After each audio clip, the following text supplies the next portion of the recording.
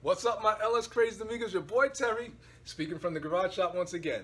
Here to offer you some more big bang for the buck product and info. What's going on? A couple of weeks ago, I put out a video about catch cans. Now, we all know what catch cans are and what they do. They pretty much stop oil, in theory, stop oil from going back into the intake.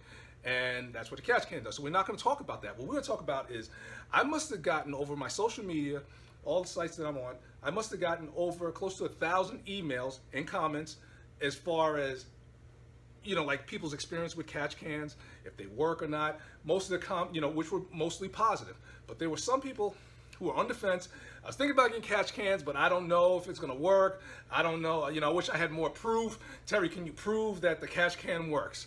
And I thought to myself, I have 3 LS intakes in my garage shop, in the garage shop here. One had a catch can.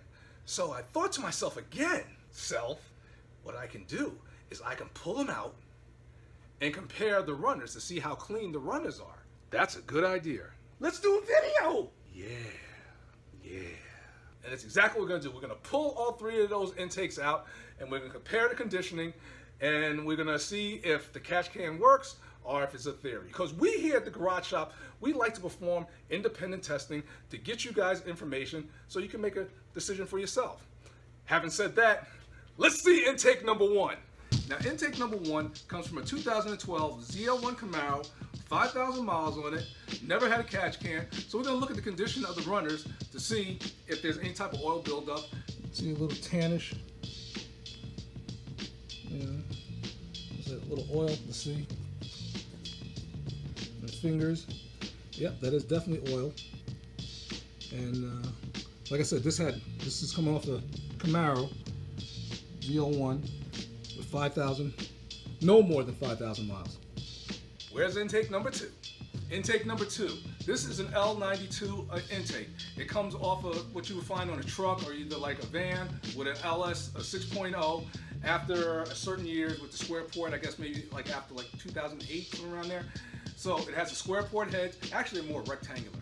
But this truck with this intake came off an engine with 74,000 miles on it.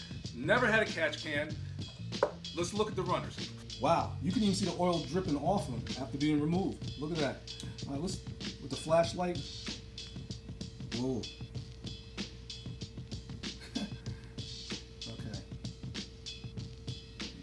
Look at all that buildup in there. All right, I think that pretty much says a lot right there. And finally, intake number 3, LS3 intake. Originally, I got this off a Corvette, and I put this on my LY6. This came off the Chevelle. Now, when I first put it on the Chevelle, I cleaned it out. I cleaned it thoroughly. It's been on my Chevelle for, I guess, maybe 4 to 5 years with the catch can. Because when I first started up, I got a catch can, and it's always had a catch can on there.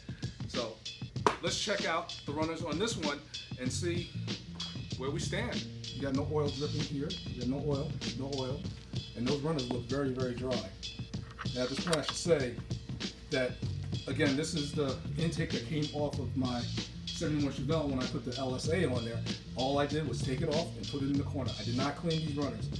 And as you can see, when you get a light, these runners, look at that, dry.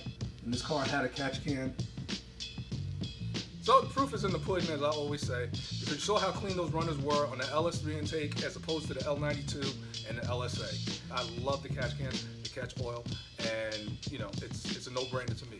But it's a decision you have to make for yourself, and I hope I helped you to make that decision if you go with one or not. By the way, you can also catch me on Coverman66 on YouTube.